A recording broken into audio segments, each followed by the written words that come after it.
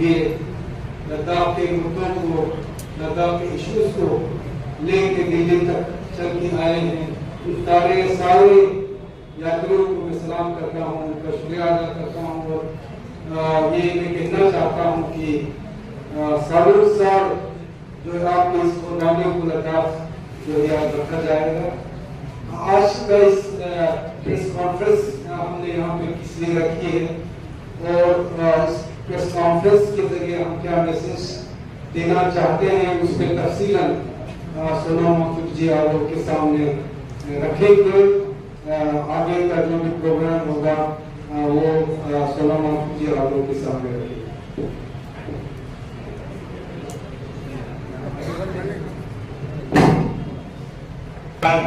जुले, सबसे पहले तो आप सभी मीडिया से आए भाई बहनों का धन्यवाद करता हूं और उसके बाद लेह से दिल्ली तक 800-900 किलोमीटर एक महीने में पैदल आने वाले सब पदयात्रियों को मैं सलाम करता हूं। इन पदयात्रियों में बहुत से लोग हैं जो 80 से भी ऊपर की उम्र के हैं और चल के आए, 70 से ऊपर बहुत हैं। दर्जनों वीर भूतपूर्व सैनिक हैं भारतीय सेना के, महिलाएं हैं, युवा हैं, सब एक आशा के साथ चल के आए कि हम राजधानी में जाकर भारत की शीर्ष नेतृत्व से आग्रह करेंगे, विनती करेंगे, गुहार लगाएंगे कि लद्दाख और लद्दाख के साथ पूरे हिमालय के पर्यावरण और संस्कृति को संरक्षित करने के लिए हम संविधान के जो प्रावधान हैं उनकी जो वचन हमें मिले हैं उनको याद दिलाएंगे। लद्दाख में 6वें शेड्यूल की और लोकतंत्र की बहाली की मांग रही है। बाकी हिमालय में भी हमने देखा कि स्थानीय लोगों को सशक्त करने की बहुत जरूरत है। जो प्रावधान हैं लागू हो, नहीं है तो बनाए जाएं।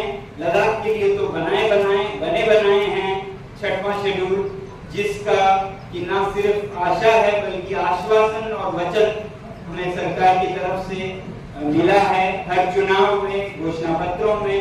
तो उसको सिर्फ याद दिलाने के लिए हम यहाँ आए और इस शांतिपूर्ण पद यात्रा से हम दिल्ली में आकर इस सीख को सिखाने वाले हमारे भारत के पिता महात्मा गांधी के समाधि पर, राजघाट पर हम उनको सम्मान करना चाहते थे, श्रद्धांजलि देना चाहते थे, इसलिए हम आए। हालांकि आने में बहुत तकलीफें हुई। महीनों 14,000 की ऊंचाई पर तो हम चलते रहे, फिर 17,500 के दर्रों से, पहाड़ों से चढ़ते हुए, नालों नदियों को पैदल पार करते हुए हम तराई में, मैदानों में पहुंचे जहां 40-45 डिग्री की गर्मी सुलगती सड़कों पर बर्फ में रहने वाले ये लोग अब सड़कों की गर्मी को सहते हुए, रात में मच्छर, हर तरह की कठिनाइयों को सहते हुए सिर्फ दिल में एक अरमान थी कि हम राजधानी में अपने नेताओं से मिलेंगे, उनको गुहार लगाएंगे। इस लिए यहाँ आए। मगर आप लोगों को जैसे पता है 2 दिन हमें हिरासत में रखा गया। उसका हमें गिला शिकवा नहीं है, बल्कि उससे हमारा संदेश और दूर तक पहुंचा। तो हमारी सिर्फ ये मांग थी कि हमें 2 चीजें पूरी कीजिए। एक तो हमें किसी भी तरह राजघाट पर बापू के समाधि पर पहुंचना ही है, दूसरा हमें भारत के शीर्ष नेताओं से मिलना ही है। तो राजघाट तक तो हमें पहुंचाया गया, उसके लिए हम धन्यवाद कहते हैं।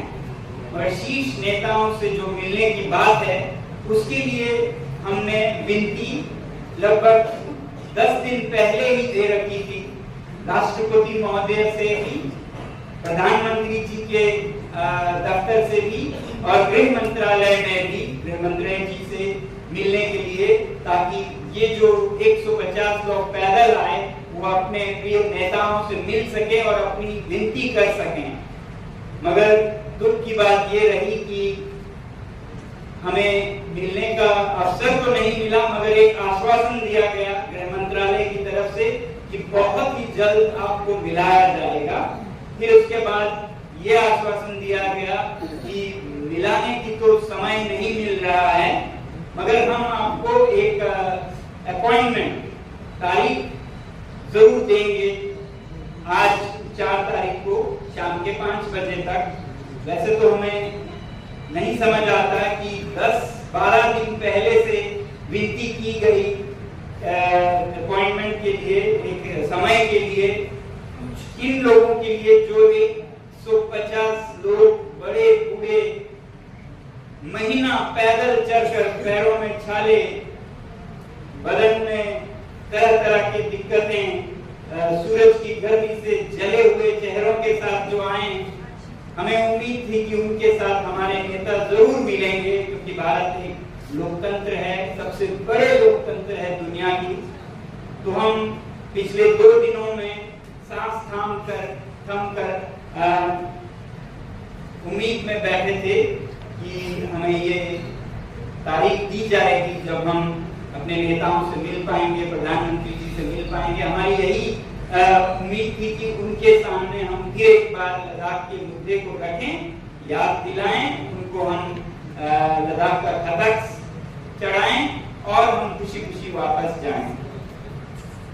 तो राजघाट पर जब हमें ले जाया गया और यह आश्वासन भी दिया गया, तो जो अनशन हमने शुरू की थी हिरासत में 30 तारीख के रात को ही जब हम दिल्ली के सीमा में आए, तो वो अनशन 48 घंटों के बाद राजघाट पर हमने तोड़ा, क्योंकि इतने सारे बड़े बूढ़े महिलाएं थी जिनमें से कई बीमार थे।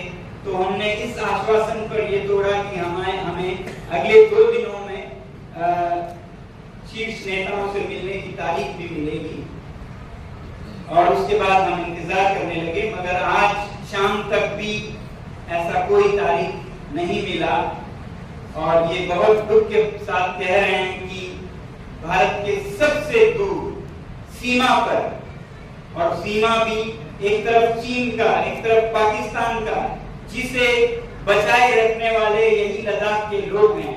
हर जंग में, जो भी जंग भारत ने लड़ी है, चाहे वो 48 का जंग हो, चाहे वो 62 का जंग हो, चाहे वो 65 का युद्ध हो, 71 का युद्ध हो, 99 का युद्ध हो, हाल के 2019-20 का युद्ध हो, हर एक में लद्दाख के लोगों ने बिना वर्दी के, बिना तनखे के सैनिकों का काम किया। युद्ध भूमि पे वो कंधे से कंधा मिलाकर असैनिक रूप में सैनिकों की मदद करते रहे, उनके लिए रसद, खाना घरों से पका कर ले जाते रहे, और जब कोई जख्मी हो तो उन्हें उठाकर लाते गए, और ऐसा योगदान हर युद्ध में दिया जो किसी दिल्ली के शहरी या बंबई के शहरी ने न दी हो, वो लद्दाख के लोगों ने दी है। तो लद्दाख के आम नागरिक भी एक सिपाही हैं इस देश के, तो इसलिए हमें उम्मीद थी कि इन सिपाहियों से हमारे नेता, हमारे प्रधानमंत्री जी अवश्य मिलेंगे, और ये हमारा जरा भी शंका नहीं थी कि उनसे ना मिल पाए।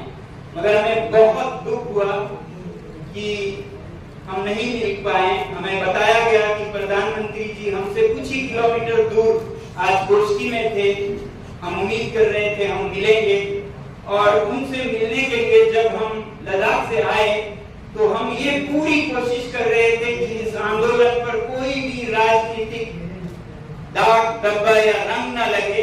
इसके लिए हमने इस पद यात्रा को कश्मीर से नहीं लिया, कश्मीर से भी रास्ता आता है, वहाँ चुनाव हो रहे थे, हम नहीं चाहते थे कि किसी के पक्ष में, किसी के विपक्ष में चला जाए हमारा ये अभियान। इसलिए हम हिमाचल से आए, और जब हिमाचल से आए तो हरियाणा के सीमा पर फिर हमने निर्णय किया हम हरियाणा में चुनाव हो रहे हैं, उस पर भी कोई असर न डालें, इसे पवित्र रखें, इसे न्यूट्रल रखें। इसलिए हरियाणा के सीमा से हम बसों में चढ़े और दिल्ली आए। हम किसी भी संस्था से नहीं मिले कि कोई रंग न लग जाए हमारे इस पवित्र अभियान पर। तो ऐसा करने के बाद भी 80 के उम्र के लोग पैदल आए, इसके बावजूद भी जब हमें ये मिलने की तिथि नहीं मिली तो बहुत दुख हुआ। वैसे ही हमारे साथ आमा डोलमाले हैं। अभी डोलमा 90 वर्ष की हैं, ये लद्दाख से हैं मगर स्विट्जरलैंड में रहती आई हैं। पिछले कोई 70 सालों से स्विट्जरलैंड में हैं। स्विस सरकार ने उन्हें बार बार स्विस नागरिकता लेने के लिए कहा, बार बार। उन्होंने अभी तक भारतीय नागरिकता नहीं छोड़ी। भारत का पासपोर्ट इनकी शान है, ये अभी भी रखते हैं। हालांकि नागरिकता के लिए लोग, भारत से लोग पश्चिम की नागरिकता के लिए जान की बाजी देकर जाते हैं, मगर आमा डोलमा ने अपनी नागरिकता कभी नहीं छोड़ी। 90 की उम्र तक, वर्ष तक होते भी वो वहां से खास दिल्ली आई ताकि वो पद यात्रा के आखिरी चरण में जुड़ सकें, और अगर अनशन करना पड़ता है तो वो अनशन में भाग ले सकें, इसके लिए आई हैं ये। तो हमें दुख है इस बात का कि ऐसे में भी हमें समय नहीं मिला अपने शीर्ष नेताओं से मिलने का। भारत के आखिरी नागरिक हैं, चरम सीमा से, अंतिम सीमा से। बहुत अच्छा होता अगर प्रधानमंत्री जी, गृह मंत्री जी, राष्ट्रपति महोदय इनसे मिलते, इन्हें 2 शब्द आश्वासन के, ढाढ़स के, स्वागत के शायद बोलते तो जो भी हो। हमने ये कहा था जब हमने अनशन तोड़ा था राजघाट पर कि अगर ये नहीं हुआ तो मजबूरन हमें अनशन दोबारा करना पड़ेगा। उम्मीद है ऐसा नहीं हो, मगर आज जब शाम के 5 बजे तक भी कोई सूचना नहीं मिली तो हमें मजबूर होकर लद्दाख के जो शीर्ष नेता हैं के लिए और एपेक्स के सबने मीटिंग की। बहुत बातचीत करने के बाद ये निर्णय किया कि लद्दाख के नेतागण अगर कोई सूचना नहीं आती है तो कल से दिल्ली में ही अनशन पर रहेंगे अनिश्चित काल के लिए। जहाँ तक मेरा है, मैं एक एनवायरमेंटलिस्ट के तौर पर ये जो आंदोलन या अभियान है लद्दाख की एपेक्स बॉडी और केडीए जिन्हें चला रही है उनका समर्थन करता आया हूँ। तो उसी हिसाब से मैं फिर आप लोगों के साथ, आप लोगों के मदद के लिए इस अनशन में बैठूंगा, ऐसा हमने बताया था। तो अगर ऐसी कोई तारीख नहीं मिलती है तो कल से हम अनशन पर बैठने पर मजबूर होंगे। हमारे नेता, हमारे जो भी वॉलंटियर्स हैं लद्दाख के या फिर कहीं के भी जो लद्दाख के इस मुद्दे का समर्थन करते हैं, पर्यावरण के, हिमालय के मुद्दे का समर्थन करते हैं, हम स्वागत करते हैं। तो इस अनशन के लिए हम जगह की भी सरकार से मांग कर रहे हैं। हमने जंतर मंतर की विनती दी थी तो हमें एक पत्र मिला कि जंतर मंतर आपको नहीं मिलेगी। 3 तारीख के लिए हमने मांग की थी कल, मगर उसे नहीं दिया गया था। हम फिर एक बार मांग करेंगे क्योंकि जंतर मंतर वो जगह है जहाँ पर सब अपने मन की व्यथा इस लोकतंत्र में सुना सकते हैं। तो अगर नहीं मिलता है जंतर मंतर जहां होनी चाहिए, पिछले बार की तरह अगर नहीं दिया जाता है तो हम मजबूर होकर फिर किसी भी और जगह पे जो भी संस्था, जो भी दल या समूह हमें अपना जगह दे वहां करने पे मजबूर होंगे। और इसमें कोई भी संस्था, कोई भी दल हो सकते हैं, राजनीतिक दल हो या जैसे भी समुदाय दल हो, वो जहां जगह देंगे हम वहां ये अनशन शुरू करेंगे। अभी भी उम्मीद है कि इस पर कुछ पहल होगी और हमें ये ना करना पड़े और खुशी खुशी सब घर जा पाएंगे हम। मगर अगर ऐसा नहीं हुआ तो कल से लद्दाख के नेतागण और जो भी वॉलंटियर्स आए, लद्दाख से हो या ना हो, हम ये अनशन शुरू करेंगे। ये आप लोगों को बताना था। तो इसी बात के लिए और आप लोगों को जो पदयात्री थे जिनमें से बहुत वापस जा रहे हैं तो उनसे मिलाने के लिए ये हमने गोष्ठी रखी थी। आप सबका फिर एक बार यहाँ आने के लिए धन्यवाद, हमारा ये संदेश लोगों तक पहुँचाने के लिए। तो धन्यवाद। तो आपसे बहुत पूछते हैं कि किन मांगों के लिए, किन मुद्दों के लिए ये पद यात्रा हुई या ये अनशन होगा या प्रधानमंत्री जी से हम मिलने वाले थे, तो क्यों? तो ये लद्दाख के 4 बिंदु मांगे हैं जो पिछले 4-5 सालों से सरकार के सामने रखी गई है और जिस पर बातचीत कुछ हद तक चली भी है मगर वो रुक गए, उसे दोबारा बहाल करने के लिए है। तो इन 4 बिंदुओं में एक है लद्दाख में लोकतंत्र की बहाली, दूसरी है जो कि स्टेटहुड या असेंबली के साथ होती है, दूसरी है लद्दाख को जो 6वें शेड्यूल में संरक्षण के वचन हैं उनको अमल में लाया जाए, तीसरा लद्दाख में नियुक्तियां नहीं हुई हैं युवाओं की, पब्लिक सर्विस कमीशन का गठन हो ताकि नियुक्तियां हो सके और काम चल सके, युवा अपना रोजगार पा सके, और तीसरा चौथा लेह और कारगिल के लिए 2 संसदीय सदस्यता मिले। ये 4 बिंदुओं पर लद्दाख मांग करती रही है। तो जो लोकतंत्र के 2 ऊपर के मांग है, चाहे वो स्टेटहुड हो या 6वां शेड्यूल हो, ये स्थानीय लोगों को सशक्त करता है अपने पर्यावरण, अपने संस्कृति को संभालने के लिए। ये बहुत जरूरी है कि हिमालय में पर्यावरण की सुरक्षा संरक्षण के लिए स्थानीय लोगों को संरक्षित किया जाए, सुरक्षित किया जाए, सशक्त किया जाए लोकतांत्रिक रूप में। तो यही मांगे हैं जिससे कि हिमालय का पर्यावरण बच सकता है, जो बेहतरीन कर सकते हैं यहीं के लोग, क्योंकि अभी लद्दाख एक गवर्नर्स रूल के तरह है, परमानेंट गवर्नर्स रूल, जिसमें कोई चुने हुए सदस्य न्याय, नियम, कानून नहीं बनाते हैं। एक उपराज्यपाल सब फैसले लेते हैं। तो इस तरह से कोई भी इलाका चलाया नहीं जानी चाहिए 21वीं सदी में, जब हर जगह लोकतंत्र है। तो लद्दाख तो वो जगह है जहाँ पर लोकतंत्र थी और 4-4 विधानसभा के सदस्य चुने जाते थे, तो वो भी अभी नहीं रहे। लद्दाख में कोई ऐसी असेंबली अपनी भी नहीं है, न ही 6वां शेड्यूल है। तो लद्दाख में नियम बनाने की, कानून बनाने की कोई मंच नहीं है जिसमें स्थानीय लोग सहभागी हो सकते हैं।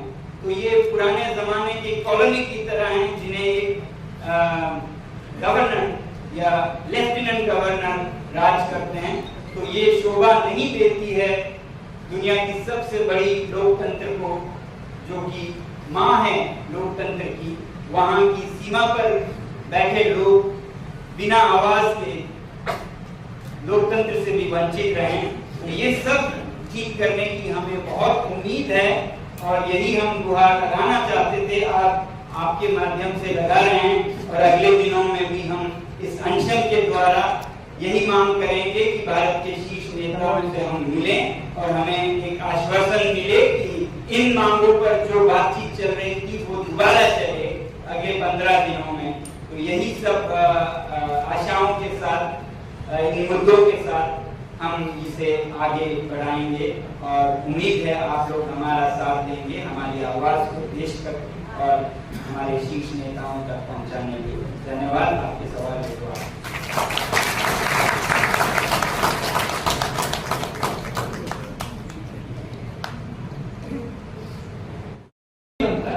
तो Jammu Kashmir public service commission, जिस तरह हमारा जम्मू कश्मीर लद्दाख हाई कोर्ट है, उसी तर्ज पे, क्योंकि हाई कोर्ट का जितना भी रिक्रूटमेंट होता है वो जेकेपीएससी के थ्रू भी होता है। तो जेकेपीएससी जो है लद्दाख के लिए हाई कोर्ट के रिलेटेड जितनी भी रिक्रूटमेंट है वो कर लेता है। लेकिन हम लद्दाख के लिए, क्योंकि हम चाहते हैं अब जब लद्दाख पुलिस अलग बन सकती है तो लद्दाख कैडर अलग क्यों नहीं बन सकता है। और हमने टेनिक्स के अंदर जो डालने की बात थी उसको हमने बिल्कुल स्ट्रॉन्गली खारिज किया। इसलिए हम चाहते हैं कि लद्दाख में जो इन प्रिंसिपल हमारे साथ एग्री हुए थे 80% रिजर्वेशन के लिए और उसके बाद पब्लिक सर्विस कमीशन उसको फुलफिल करें। हमारे साथ तो धोखा हुआ है, सरकार ने धोखा दिया, क्योंकि हम चाह रहे थे कि सरकार ने जो प्रॉमिस हमारे साथ किया है उसको फुलफिल करें।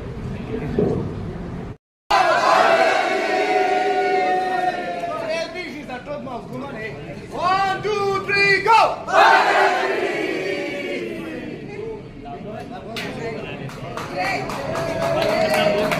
जाहिर करते हुए जो चेहरा है कितना अभी भी